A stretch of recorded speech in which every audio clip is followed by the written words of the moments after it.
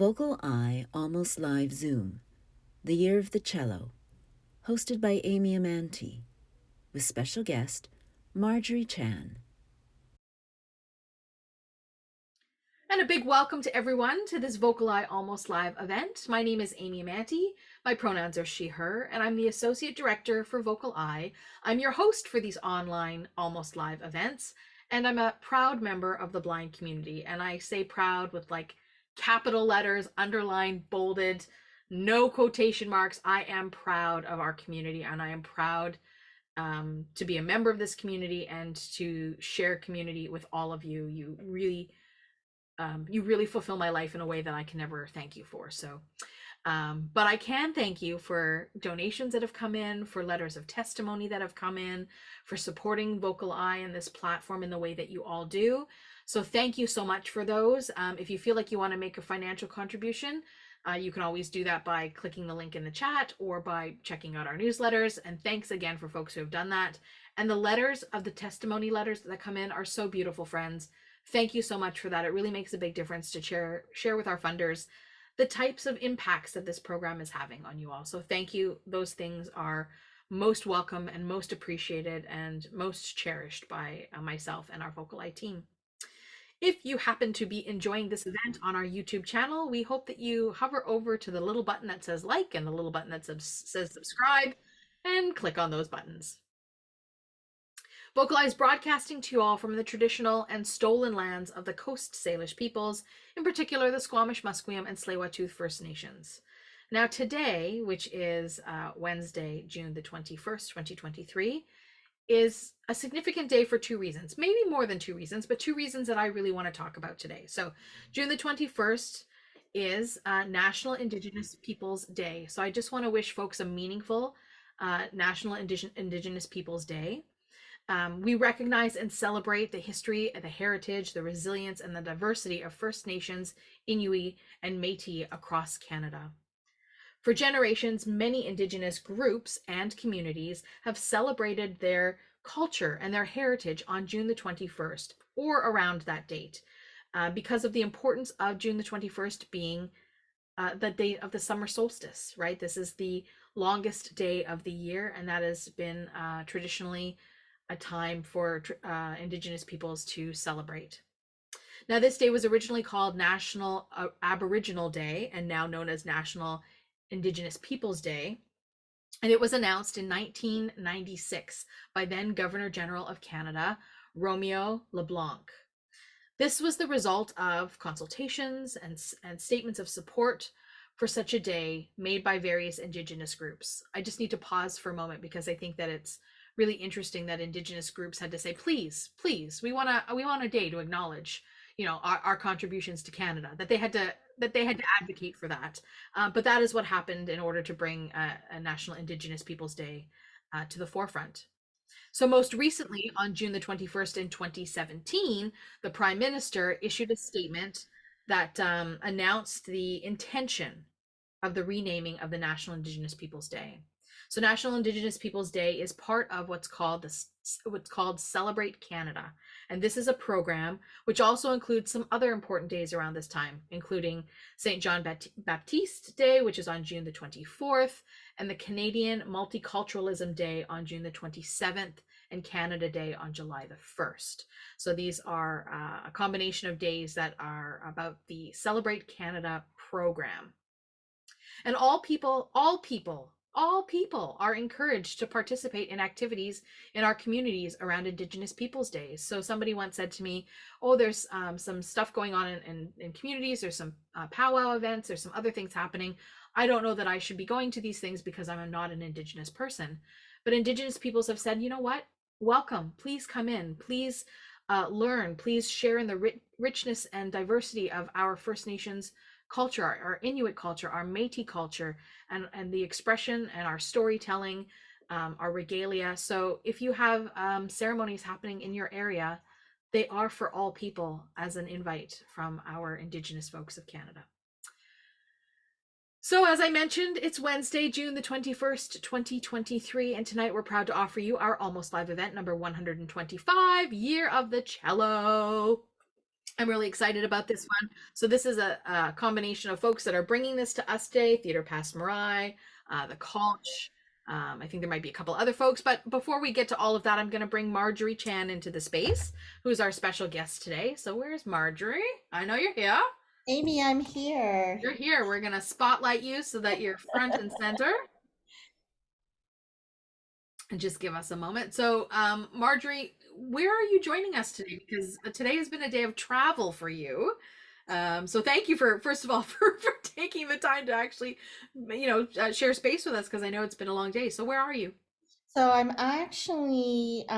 originally from Toronto or Takaranto, which is the original home of the Haudenosaunee, the Wendat, the Anishinaabeg, including the Chippewa, as well as also the current caretakers, the Mississaugas of the Credit. Mhm. But I woke up early this morning and have spent all day traveling, and I'm now in Treaty 7 territory in Alberta in the beautiful mountains of Banff. Banff. I love Banff. Really beautiful, really serene mountains. Yeah, it's beautiful. There are mountains, lakes, you name it. It's got everything you want. What's the weather like in Banff today? I would say it varies from this week I'm here from 0 to 20 degrees. 0 to 20. I don't know what that is in in Fahrenheit in US talk, but somebody can ask their Lady A or their Mr. G in their home and do that translation. Not when you're muted, please do that. Nyo Kong Ki is not able to join us tonight, but maybe you can share with us a bit about who he is and how the two of you know each other in relationship to this project. Absolutely. No Konki. No is his family name. Konki is his personal name. We're not quite sure where he is. He said he's in transit. We know he's somewhere in Australia en route to New Zealand is what we think. So we're not sad for him at all. We don't miss him at all. He's on his own adventure. Um, he is my co-creator for this piece tonight called The Year of the Cello. He is a composer and music director. He spent many years as the music director and the composer for a dance group called La La La Human Steps, which was out of Montreal and kind of toured the world with quite avant-garde, quite choreography and music. And I met him because we both, around the same time, which was probably around 2003, started after La La La kind of was wrapping up, but started to explore contemporary opera, which we both also work in. And I was kind of like getting my kind of getting interested in contemporary music and quite avant-garde contemporary music. And in Toronto, I would kind of find like a listing for some very weird event that like had, it's like it's going to be 6 hours, and then the music is going to be made in water, and then you have to lie down or whatever, or it's going to be made with ping pong balls and things. And so I was always like, I'm not even going to tell anyone I'm going to go to this event because it sounds so weird, but it sounds so interesting. But I would go, and then lo and behold, Conky would be there. Mhm. And so that's how we learned that we both kind of were interested in like how sound and new music combine. And so that's kind of how we formed a friendship, that we always found each other at the weirdest places that we know what we would never dare invite anyone else to go to, because they would think we were weird for going to that event. Yes. Okay. I get this. I get this. And then, so Marjorie, what is your background as an artist? So I pretty much started off as an actor, but as an actor, I just found that there was more things I wanted to say than what was being performed on stage, and so I started writing plays, and then from there, as I mentioned, like moving into writing contemporary opera. So I would say, for the most part, those are the forms that I really live in.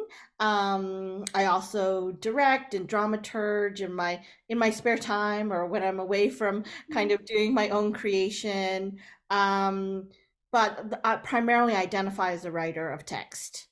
Okay. And is that what you're doing in Banff? Because I know they have some residency programs and stuff up there. I wish. I'm in Banff because it's a gathering of the literary managers and dramaturges of the Americas. And so we haven't met together since, pre-pandemic. So I think this is one of the highest attendance in terms of for dramaturges in many years. So we're excited to get the conference started.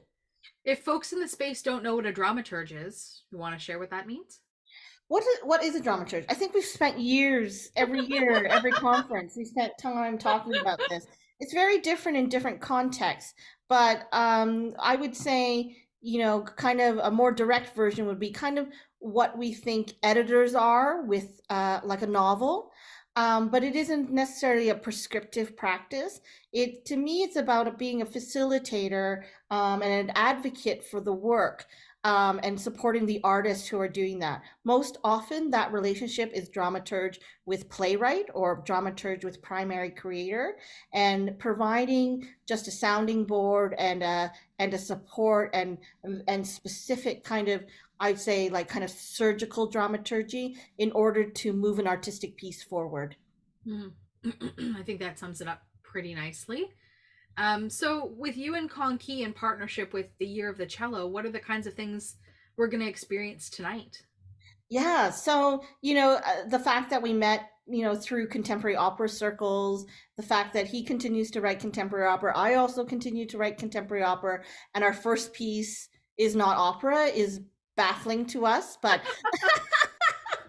I was very much so I'm really excited to hear that there's a cellist in the group. I'm very excited for that. I just want to say personally, I gave a little squeal while I was muted because I love the cello and I love solo cello in particular. And I was just really curious as my work as a playwright evolved, as my work as a librettist evolved. I was interested in if there was a world that was in between, if there was a world where I could use narrative structure and poetic language, the things I use in my writing text life, that Mhm. would take us to a place that we really craved a solo cello. And that's how I'm not going to spoil it. There is a solo cello in this piece that's composed by Conky. There's actually several pieces that Conky composed, but I was because I was curious about that, about sitting in a new music experience of would a theater audience, would a piece hold in a theater for a cello solo. So I was curious about that from a construct part. And so I knew that it needed to be involved, needed a composer need to be involved. So the piece was written kind of back and forth so that I would write some poetic text and he would say, well, Marjorie, narratively, if you're writing about a cellist who is a soloist in this certain period of time, well, probably they'd be playing Bach. So, spoiler, there's Bach. But usually, if you hear cello solo, you probably might suspect that you might hear Bach. Mhm. And then he would say, but maybe it's like this. And then I'd kind of listen to some more Bach and then write some more text, and we would kind of go back and forth. So it's a totally unique process for us. Neither of us have worked that way. We are collaborating on something else and something new. So it didn't, even though we kind of forged new ways for us to work with each other, it didn't kill us in the end, and we're still friends. Um, so in that process, it was trying to find the ways where the music also informed the text, as well as the other way around. Yeah. And were the two of you working in the same physical space together, or were you like working across time zones and like digitally sharing information back and forth? Conky travels quite a bit, but I would say like the piece, we first started working the piece almost 2010. So we were not only like traversing time periods or time zones, we were working over a significant period of time. Obviously, we did not work the entire time on this one piece, but there was other iterations of it that weren't the right fit that we, you know, that it leaned too much theater. Like, why there's all these actors? It leaned Mhm. towards too much music. We're like, oh, there's not enough narrative to hold it. So we had to take that time, and it's one of the pieces that I worked the longest on. Like, Mhm. but that kind of ebb and flow was part of our process. So tonight what you've brought in this iteration of it is like an audio play. So there's no visuals. We'll have a photo up, a static photo, and maybe you can we can bring that photo up and maybe you can describe to us what's in that photo before we hit play. But uh Yeah, I'd love to tell you a little bit about the process. yeah. It was a live show, an in-person show, at Theatre Passe Muraille, and we worked with some blind consultants to make the piece blind friendly, is kind of how we landed with it. It's like, how do you work that piece? And obviously there's a pathway that we understand regarding audio description, and there was a poetic audio description that was throughout that piece. But Mhm. also, I would say that something extraordinary, working tightly, and specifically with Vivian Chong, of really thinking about um, locality in a physical piece, really helped us. And so there was like really beautiful discoveries of kind of how we placed people in the space with the audience, as well as some things like theatrically that were just simple shifts that changed the way people could interpret the piece. Like, for example, often if people are given shoes for on stage, they're often given a rubber backing to make them softer and things like that. And we did the opposite. We tried to make the shoes as noisy as possible. If there was a squeak in the floor, we tried to fix that. In another situation, we might fix that, but instead we really go, okay, make sure you pass by the squeak when you're walking, Right, that so that evocative sound. Yeah. that's right. So we know that kind of, so we understand locality, things like that. So things that we might hide is someone going backstage and running up some stairs, going to a different level. But instead, we actually emphasize that and even tweaked a little bit of putting a little bit of miking it a little bit so that we understood the locality of what was going on. That was a and we thought, oh, okay, and then we'll do an audio version. And in some ways, we had some learnings about that was a completely different process too, in Right. terms of how to create that locality in a purely audio way that wasn't through performance. So We're anyway, gonna have, so yeah, look we're at gonna have so many things to talk about when we do the Q&A. So thank you for sort of prefacing that. I think Marjorie, what I'd love to do is have Rick bring up the photo that's going to sure. be sort of the static image, and just have you sort of describe it quickly to us because the audio piece is roughly an hour long. That's right. And so, what is the image that we're looking at? This will be the image that's on the screen while we listen. Oh, give Rick a moment. Yes, so the image on the screen is actually near the end of the play, and it's actually during the cello solo. We're looking at a kind of balcony with some rough railings that could suggest a boat, could suggest a kind of like kind of rough place or kind of beaten down place. We do see some stage lights above them. On this little balcony is a cellist, and in this particular casting, it's a white male, with short brown hair, and he's wearing a white shirt, kind of very in just kind of not very specific time wise, could be any time, and he's playing his cello, which I know to be from the 1800s and is an Italian cello, I believe, and it's dark brown. Leaning on the railing, seated but leaning on the railing, is a Chinese woman, and the performer is wearing a button-down tan shirt and brown pants, and she's looking out into the distance. And I'm not sure what exactly is in her mind, but to me, it evokes that she's looking out on the horizon from a boat. Awesome. All right, Marjorie. Well, we're gonna have a listen to Year of the Cello, and then we're gonna bring you back to do a little audience Q&A.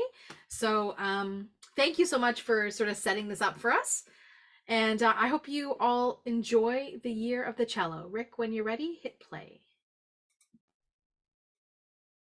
Due to copyright restrictions, this feature presentation has not been recorded. Please check below for more information, including links to the material if it is hosted elsewhere. All right, friends, welcome back. That was the Year of the Cello. We're going to bring Marjorie back into the space with us.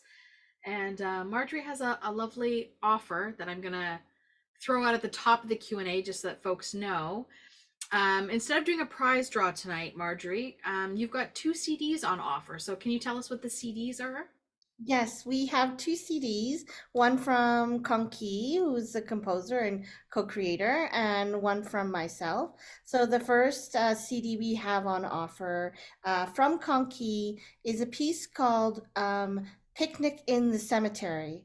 It's kind of it's mostly instrumental. It's actually all instrumental, and I think kind of the inspiration came from thinking about life, thinking about death, but also what is possible, uh, what music is possible even within that, and within grief. So he's written extraordinary pieces. And then the second CD is a piece of my own. It's an opera that's been recorded called The Monkeyest King, based on The Monkey King, which is a part of the Journey to the West, very famous novel. And it's written by myself, who wrote the text, as well as composer Alice Ping Yi Ho. And it was commissioned by the Canadian Children's Opera Company. Awesome. So these 2 CDs, instead of doing a prize draw, because you need to have a CD player to be able to access them, we're going to send up the information to contact VocalEye in the follow-up email. And those who are interested in one or both of these CDs can let us know, and we'll do a prize draw from those names and then mail folks out a CD. So that's how we're going to do our prize draw this evening. And I just wanted to let folks know before you may drop off of the call, because I know some people are joining from the future now. Marjorie, you're an hour in the future from Vancouver, but some folks are joining us from 3 and 4 hours in the future, and it's Tomorrowland already for some folks. So just before folks take off, I wanted to let them know that that was going to be the plan. So let's circle back to the Year of the Cello. I mean, I can't tell you how moving this piece really is. The music is, maybe you can talk a bit about the cello in and of itself. Feels to me like it was a character. The cello itself was a character. Yeah. Is that something that you were all thinking about purposefully, or is that just me sort of drawing my own conclusions? No, we absolutely thought of it in that way. It's why kind of like in the text, we don't name the cellist. We use the pronouns they and them, because we really wanted it to be about the cello music, about what was being said through the music and what was being interpreted through the music. So very much so that we thought about the cello music as its own, what its arc was and what its impact on other characters were. Mm-hmm. And where did the idea of, like, I suppose the like the plot of this, so where did the idea come from? I mean, I understand that there was a back and forth in terms of your process of creating this, but how do you come up with the story, I guess? I don't, it's interesting. I both wanted to write. I was working in Hong Kong quite a bit at that time, and I both kind of wanted to write of this very kind of like nostalgic kind of Hong Kong that doesn't. I don't know if it ever really existed, but is kind of celebrated, and kind of there was a freedom of movement to Mm. the extent that, you know, I imagine that these 2 women lived as a couple, and did they have language about being queer? Did those characters know? Did that society at that time have that language? I don't think so, but yet it was very obvious that there were queer individuals, living kind of in the 20s and 30s in Hong Kong. So that was interesting to me, what that meant, and, kind of how in society they operated. They kind of were under the radar in some ways. And that came out. I was at a museum exhibit in Hong Kong, and there was these 2 photos. There was 2 photos side by side of the same 2 women, and you know they it kind of the description on the back that they had a photo of said two friends, and anyone looking at them, you're like, those ladies are friends. I don't know. Like I do identify as bisexual, so maybe I see that. Maybe I'm projecting that onto those two women. But when I look at that photo, I'm like, the way they look at each other, the way they're holding each other, I'm like, they're not friends. Right. Yeah. Not just friends. Not just friends. Exactly. Exactly. You can you share if you know any knowledge base? Because again, I would just be making assumptions about what the penalty might be for being somebody queer at that time in Hong Kong. So that's the thing, that actually currently it's technically, well, there's kind of like it's still even in Hong Kong right now that actually it's not particularly um safe, actually, although there's very many out people, there's pride activity, that's the public face. But even today, 2023, among many other reasons why Hong Kong is not safe, but if you got outed at work and for example, you teach children or something, that would be a flag, and sometimes people do get dismissed. So I don't have the factual information from the 30s, but because there was no language for it, so there was no legislation for it. So there was freedom of movement. There was quite, in many ways, the 20s and before the Depression, there was, some good times in Hong Kong, let's say, because there was freedom of movement of international people through the people themselves. So I don't actually know, but we do know they were present, and they have some visible, you can see in that particular museum exhibit that I saw, kind of like images of the nightlife and stuff. You're like, oh yeah, something was happening. Right. Yeah. Okay. I love this. I just want to let folks know in our audience, if you have questions for Marjorie or comments, you want to share the impact that this work has made on you, those things are all welcome in the space. So just, I invite you to use the raise your hand function, and I'll create a speakers list. That would be helpful. And in the meantime, Marjorie and I are just going to continue chatting on, but we'd love to hear your thoughts or questions. So, okay. So I also want to talk a bit about the sound design of this piece, right? Because again, this isn't like an specific audio iteration, and it had come from a staged iteration, right? So what was it like to just really sit back and use your ears, I guess, to create this particular piece? Well, for some of it, everything that was used in the show is used in the audio piece. Okay. So we needed to kind of move a few things around. Maybe there's a few more waves than are present in the theater piece, but in fact, everything that was created was used in the theater piece, because even in the theater piece, we were giving that space over to a more listening environment than a environment. So trying to have an environment that decentered the visual in a in-person performance. Right. Then why, just maybe a silly question then, why the switch to just creating a strictly sort of audio version?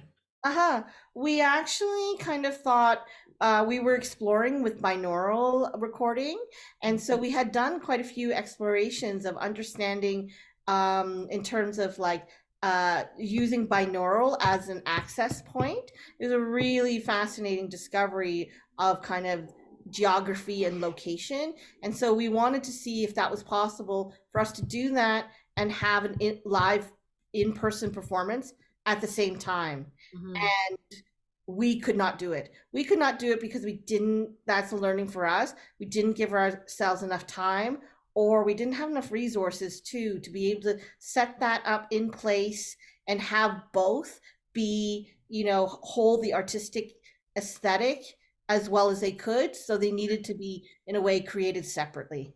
Okay, that's totally fair. If we only we had enough time and resources to do everything we wanted to do, right, Marjorie? Where those artists in the space understand this well. I got a couple of hands, one from Lori and then one from Rita. So go ahead, Lori, and I'm audio now unmuted. First, I want to say the music was beautiful. The cello was beautiful. I haven't listened to a cello in a long time, but I thought the performance was really well done for this play. She had a lot of emotions doing this performance. Thank you for those comments. Yeah, I haven't listened to a cello in a long time. My aunt loved, the classical music and everything, and I used to listen to it all the time with her. But hearing this kind of brings her back a little bit, listening to this tonight.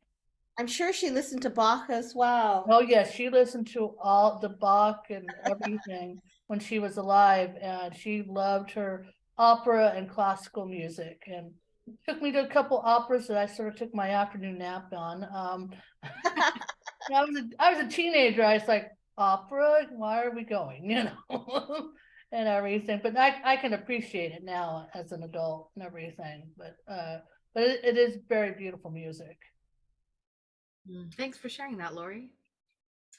Let's go to Rita. Okay, can you guys hear me?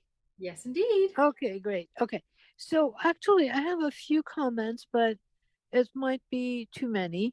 So first of all, this was really a very striking play. I really enjoyed it, and it was very moving.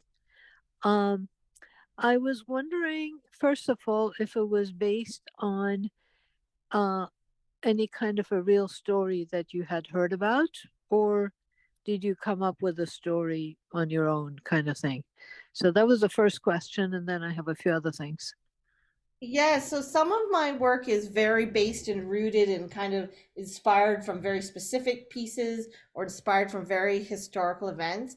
I would say this particular piece was just an amalgamation of so many things, of thinking about queer culture at that time, about my desire to share my love of cello with a theater audience instead of a music audience. My kind of our romanticization of that time period in Hong Kong. Also the amalgamation of things. And as I described earlier, some of the iterations of this piece was kind of going back and forth with the composer, so that also kind of informed how the piece evolved.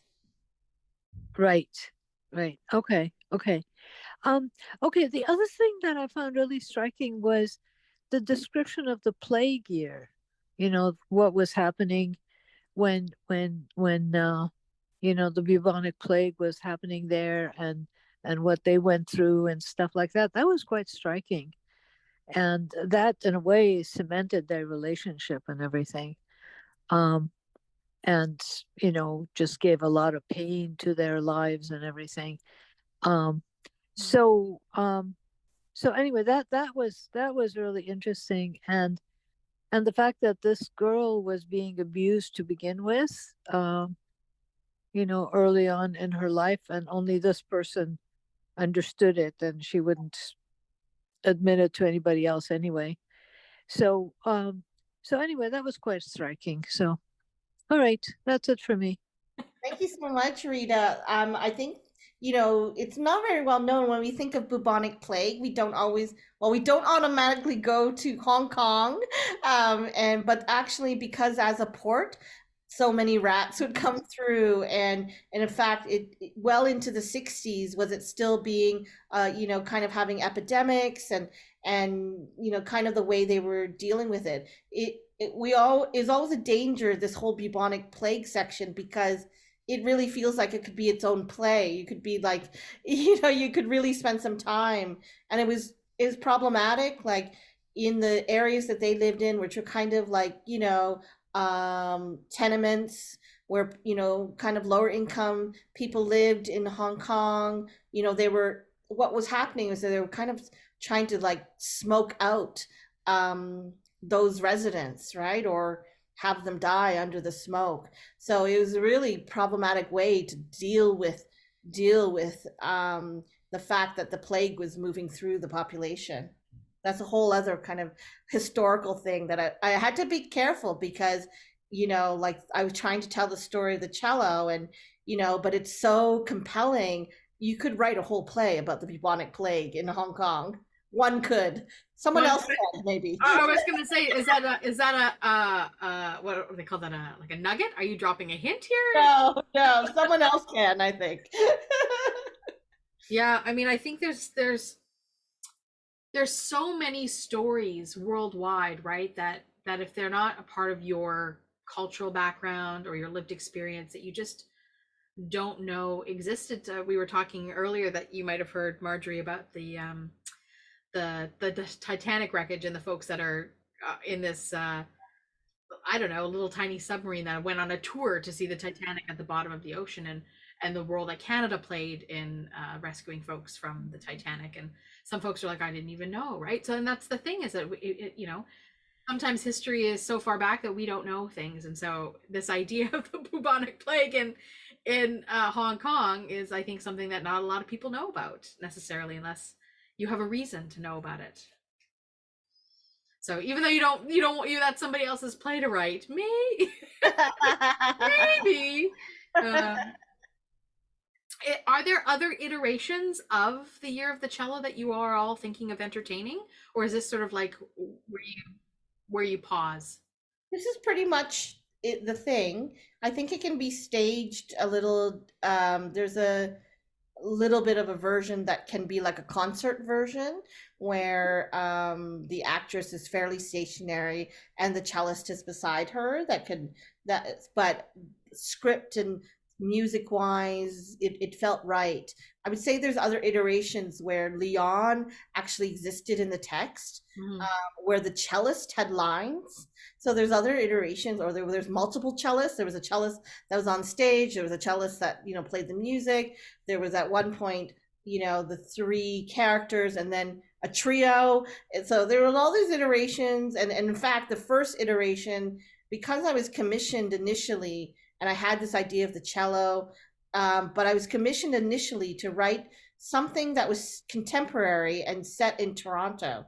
So there's like a version that's like 2000 and the 2000s with like these characters, but like in a condo. It's probably the worst play ever written because it was all the fit of like the character.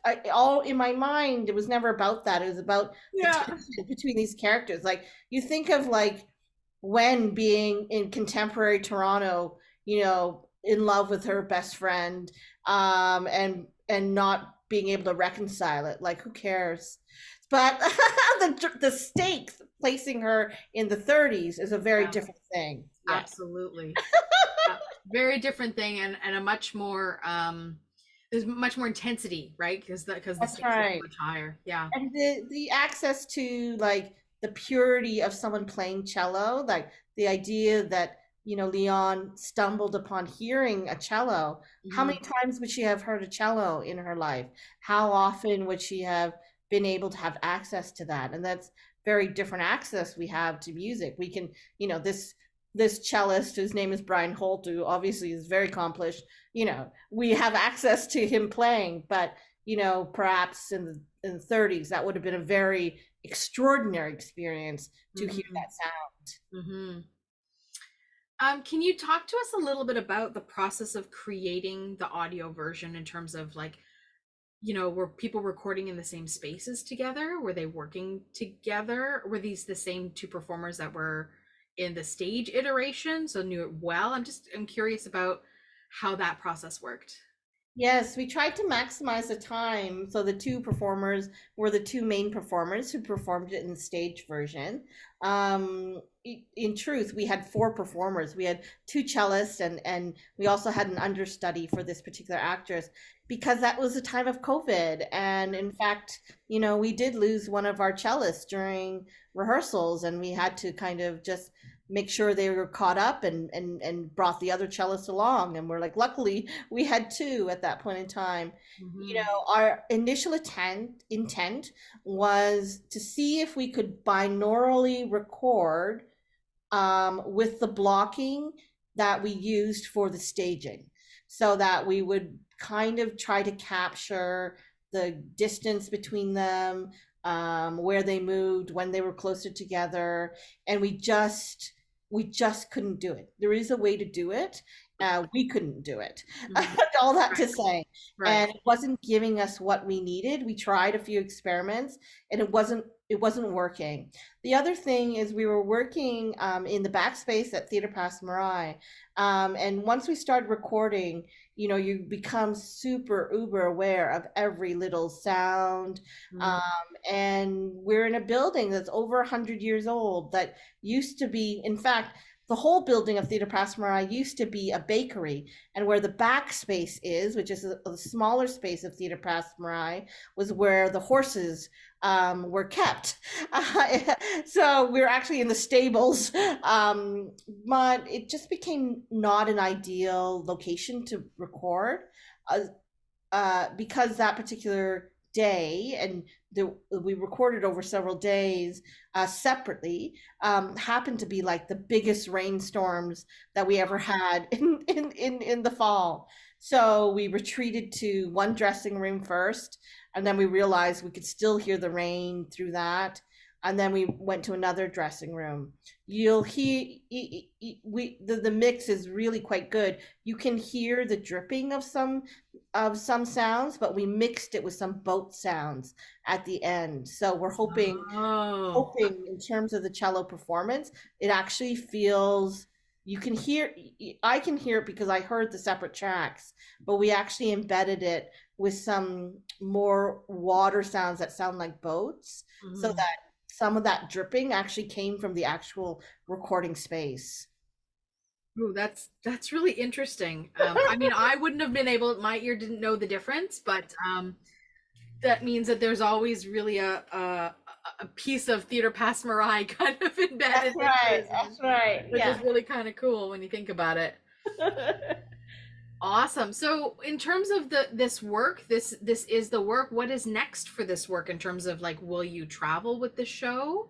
Will you? Yeah, What? so we're hoping some of the concert versions, I think Konki, he tours quite a bit in Asia, and so he's trying to find us some dates, Mm-hmm. so that it can tour a little bit, that it can actually tour in a very simple way with the cellist, and with a kind of a chair for Wen, the character of Wen, Mm-hmm. uh, as kind of a piece that kind of holds just in storytelling and cello. Yeah. Yeah, I echo the cello is my favorite instrument. I've never held one, I've never played one, but I love the sound of it. Yeah. So oftentimes I'll just I'll YouTube cello music and I'll have it playing in the background. It just Yeah. so I found it to be really like peaceful at times and then really intense at other times. And then the moments where the female actress is voicing over top of the cello playing and how the intensities build together was very, very gratifying to listen, very satisfying to listen to. And I can't imagine how much like rehearsal time that takes to sort of fine tune that, no pun intended, but so that you're really sort of in sync with each other. Yeah, it's really challenging because, at one point the actress was holding the text and she's holding the score, Right. and the cellist is playing. He's listening because he's listening to her. Mm. She has the text and the score in her hand, and and looking back and forth, and like the cellist is like, "How are you even really reading both of those things?" And she's like, "I don't know if I am." And in truth, I don't, we had, as I said, we had four performers Mm. performing it in multiple kind of iterations. And in fact, it was never exactly the same, because it was more important for them as characters, because the cellist is a character, Yeah. like for them to feel it with each other and Yeah. find the way it happens with each other. And with the other duo, it didn't happen the same way. With a different iteration, it wasn't exactly the same, but still satisfying, because giving the agency to both of those artists to hold that and find that together. Yeah. I think that came through. I Aha. think if you were somebody who had been who had the privilege of being able to be in the theater, for example, night after night, like experience it night after night, that you would hear those subtle, maybe those subtle differences, right? That part of the performance, we all know this with live performances anyways, that they're kind of a little bit different every night, even though they're much the same. But, you know, especially the further along you are in a run, the more sort of involved you're like, oh yes, I really know this, I really know this, I really know this, right? And then the magic really starts to happen in a different way. But it really, I think I really, when I was paying close attention to that, was really thinking that it would be something to witness live, because the nuances of those moments might change just a little bit between these two, the relationship between these two on stage. This is lovely, Marjorie. Thank you so much for sharing the Year of the Cello. What's next for you personally? What are you working on now? What am I working on personally? 9 million things? I'm adapting Madeline Tien's novel, Do Not Say We Have Nothing, which is a Giller Prize-winning novel. I'm adapting that into a libretto for composer Tim Brady. I'm also working with blind artist Vivian Chong on her new play, which is called Blind Dates, and it is storytelling and music again. There's a theme running through some of this, and it's about her dating life. And so I've been working on that with Vivian, and we hope to see that in a couple years from Theatre Passe Muraille. Awesome. Yeah. I think that's great, because I think that would be something that we would love to share in this space too. We're fans of Vivian in this space. I'm just seeing that we have a hand from Nancy, so let's go to Nancy with our final questions or comments. Give Nancy a moment to unmute.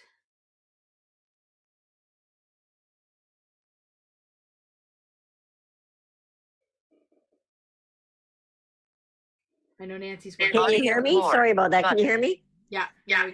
I really enjoyed that. Thank you. When I was in Hong Kong, I wanted to know what place you saw the art gallery, because I took the boat to Stanley Market, and the guy was playing the piano on that, whatever, I don't know what instrument it was, but it sounded like the same kind of music that I was hearing on the boat. Yes. So the instrument you're thinking of is probably the erhu, which is a two-stringed instrument. And Nyo Kong Ki wrote the cello. He experimented a lot about what the cello sounds is. As you can see, he really extended kind of beyond kind of what a classical representation of cello.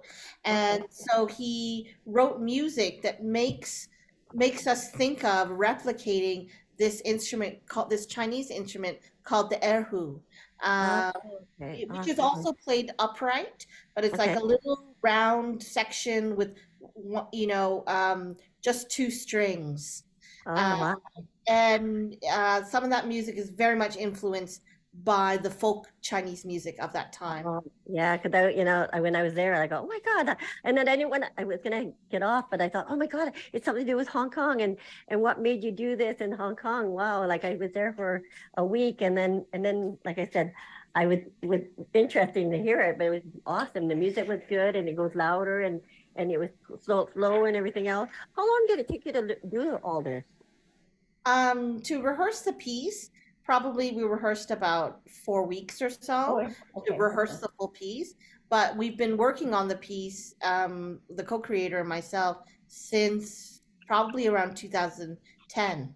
Wow, that's when I was there. Oh my God. Yes, because I remember the fish market and Stanley Market and Nathan Market, Nathan Street. And then there was that art gallery, and I want to know what the art gallery is called, because we took a tour.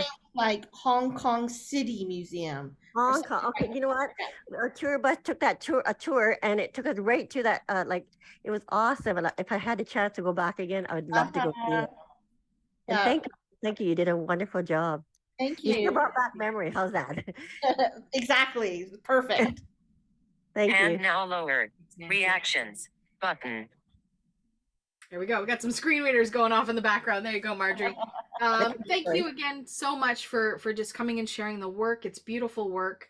I'm really excited about whatever you're going to be working on next, and perhaps this won't be the last time you're in this space with us. Wonderful. You never know. That would be lovely. I just want to remind folks about what we're doing with our prize draw tonight, because Marjorie and Conky have each offered a CD. And Marjorie, I suppose if you want to just remind folks of what those 2 CDs are all about, then it's fresh in their minds when they get the email. Sure. The CD from Conky is from his trio, and it's called his trio is called Music Picnic, and the music is called Picnic in the Cemetery. It's a completely instrumental album. And then the second album, it will be from myself and composer Alice Pingy Ho, and it's an opera called The Monkeyest King, commissioned by the Canadian Children's Opera Company, and it has about 50 children singing on it, though 125 children performed it live. Wow. Wow, what a feat that is. Thank you for sharing that. So friends, we are going to circulate that in the follow-up email. So if you're interested in potentially winning one of these 2 CDs, you do need a CD player to play them.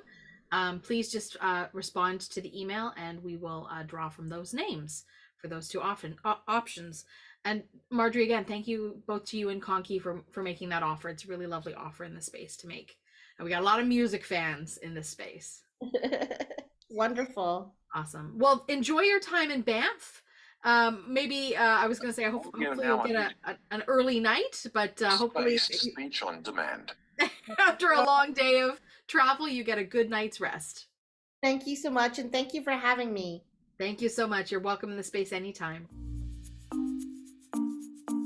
VocalEye, vocaleye.ca. Special thanks to our funders, the Canada Council for the Arts, the British Columbia Arts Council, the Province of British Columbia, and the City of Vancouver.